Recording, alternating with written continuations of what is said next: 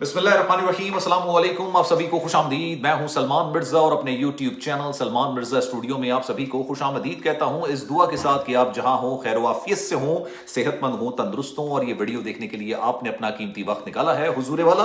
Video के आगाज में तहे दिल से आप सभी का मैं शुक्रिया अदा करता हूं। जनाब, आज सुबह जब मैं सो के उठा तो वाइफ ने बताया कि भाई दुनिया के अंदर एक नया वायरस आने की बात की जा रही है और ये वायरस कोरोना वायरस से ज़्यादा खतरनाक होगा।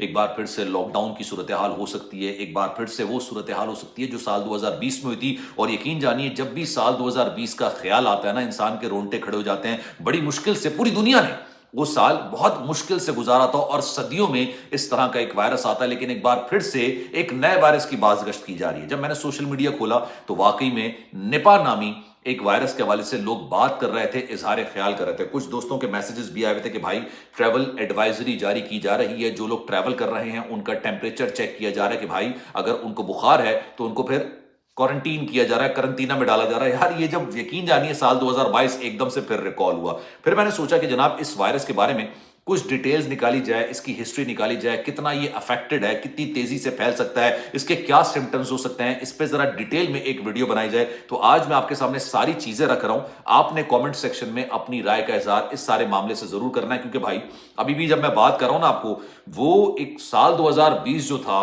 वो नो डाउट पूरी मतलब हमारी जनरेशन का या जो भी लोग साल 2020 से कई साल पहले पैदा हुए उनके लिए सबसे ज्यादा खतरनाक और मुश्किल तरीन साल था। और आई विश और आई होप, मैं दुआ करता हूं कि भाई इस तरह की वबा का सामना पूरी दुनिया में किसी को कहीं भी कभी भी ना करना पड़े। अच्छा, मैं आपको बताता हूं, इस वायरस का नाम बताया जा रहा है निपा वायरस।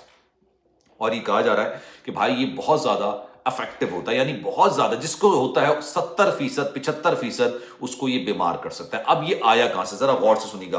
भाई पिछले दिनों जो इंडिया का वेस्ट बंगाल है वहां पर दो लोगों को, कुछ लोग 5 कह रहे हैं, कुछ लोग 6 कह रहे हैं, कुछ लोग 2 कह रहे हैं। अच्छा चले हम 2 लेके चल लेते हैं। 2 लोगों को इस वायरस के हवाले से तशखीस हुई कि भाई इनको निपा वायरस हुआ है। हुआ कैसे ये मैं आगे चल के आपको बताऊंगा। अब होता यह है कि इन दोनों में तशखीस तो हो जाती है कि भाई इनको निपा वायरस हुआ है।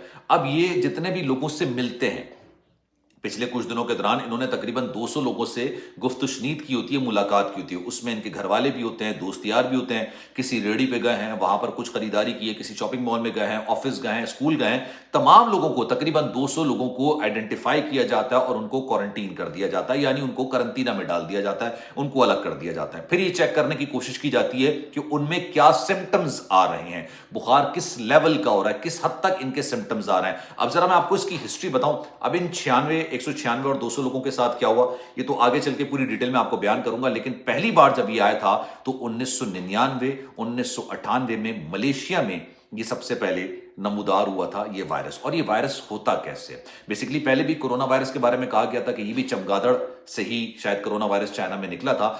अब ये कहा जा रहा है कि ये भी चमगादड़ से ही निकला है, लेकिन इसका तरीकेकार या तरीका वारदात बिल्कुल मुख्तलिफ है। होता क्या है कि चमगादड़ अगर किसी फल पर बैठ जाती है, फ्रूट से इसको रिलेट किया जा रहा है। अब जो मैंने पढ़ा है मैं आपके सामने रख रहा हूं, आपने जो तहकीक की हो, तफ्तीश की हो, वो कमेंट सेक्शन में बताइएगा। बताया जाता है कि भाई चमगादड़ अगर किसी फ्रूट पर बैठ जाती है और अपने दांत उसमें लगा देती है, खाती भले ना हो उस फ्रूट को, मतलब आपको नजर भी नहीं आया होगा कि वो कितने बारीक उसने बाइट किया हुआ होगा, उसने अपने दांत डाले हुए होंगे या उसने उसको टच भी कर लिया होगा, तो उससे वो वायरस उस फल में चला जाएगा। आपको अंदाजा नहीं होगा, आपको लगेगा कि भाई ये फल किसी ने भी टच नहीं किया, क्योंकि आपको नजर भी नहीं आ रहा होगा। इतने बारीक किस्म के होल होते हैं कि इंसान वो अपनी आंख से उसको नहीं देख पाता है। आप उसको खरीदेंगे और खा लेंगे, अल्लाह ना करे, तो फिर आपके अंदर ये वायरस नमूदार हो सकता है। यानी ये फैल रहा है इंसानों से नहीं, ये फ्रूट से फैल रहा है कि चमगादड़ जिस फल को, वो फल कोई भी हो सकता है, उसमें अगर वो डंक मार दे या आप समझ लीजिए कि उसको काट ले या उसको टच कर ले या आप समझ लें कि दांत या जबान उसको लगा ले, उसमें वो वायरस फिर इंसानों में मुंतकिल हो जाता है। और जब ये मैंने आपको बताया ना कि भारत के अंदर हुआ 2 लोगों को, और जो उनसे इंटरेक्ट किया था 200 लोगों ने, उनसे जब उनको क्वारंटीन किया गया तो किसी के अंदर भी ये सिम्टम्स नहीं पाएगा। यानी ये इंसान से इंसान में, जैसे कोरोना ट्रैवल करता था, सांस से आपकी लग जाया करता था, टच से लग जाया करता था, जबान से लग जाया करता था कि अगर आपने कोई चीज किसी ने हाथ लगाई और वो चीज आपने खा ली और उसको कोरोना वायरस था, तो आपको भी अल्लाह ना करे ये वायरस हो सकता था। लेकिन इसके अंदर ये हुआ कि हाँ, जिन 2 लोगों को हुआ था वो सेहतमंद हैं, اللہ نہ کرے کسی کی موت واقع نہیں ہوئی ہے، لیکن ان کو افیکٹ کیا ہے انہوں نے 70 سے 75%۔ مطلب کافی زیادہ یہ افیکٹو ہے لوگوں پہ، کافی زیادہ اس کا امپیکٹ بہت زیادہ ہوتا ہے۔ لیکن وہ 200 لوگوں کو جن کو کوارنٹین کیا گیا تھا، اس میں ایسا نہیں ہوا ہے کہ بھائی یہ وائرس ان سے منتقل ہوا۔ ابھی تک کی جو تحقیق ہے، میں آپ کو بیسٹ آف مائی نالج اور بیسٹ آف مائی انفارمیشن میں آپ سے شیئر کر رہا ہوں۔ اچھا، ہو یہ رہا ہے کہ ایڈوائزری تو جاری کی گئی ہے، لیکن یہ بات بھی کہی گئی ہے کہ ایسا کچھ نہیں ہے بھائی، یہ مت سمجھیے گا کہ ایک بار پھر سے لاک ڈاؤن ہو رہا ہے اور لوگ پاگل ہو جاتے ہیں۔ جو نا پاکستان میں آپ نے دیکھا تھا بھائی، لوگوں نے پورا کا پورا سٹور خالی کر دیا تھا، 6 مہینے کا راشن بھر کے رکھ دیا تھا۔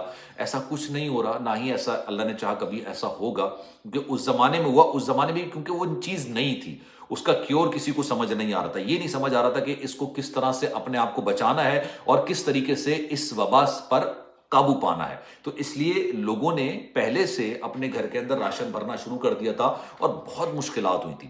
لاک ڈاؤن بھی ہوا تھا، 10 چیزیں ہوئی تھیں اور دنیا کے اندر بڑی اموات ہوئی تھی یار، بھارت کے اندر بڑا تباہی مچی تھی اس زمانے کے اندر۔ انگلینڈ کے اندر بہت زیادہ تباہی مچی تھی، کیونکہ انگلینڈ سے لوگ ٹریول کر کے بھارت جا رہے تھے، بھارت سے ٹریول کر کے انگلینڈ جا رہے تھے، بڑی تعداد میں لوگ آپس میں ٹریول کیا کرتے تھے۔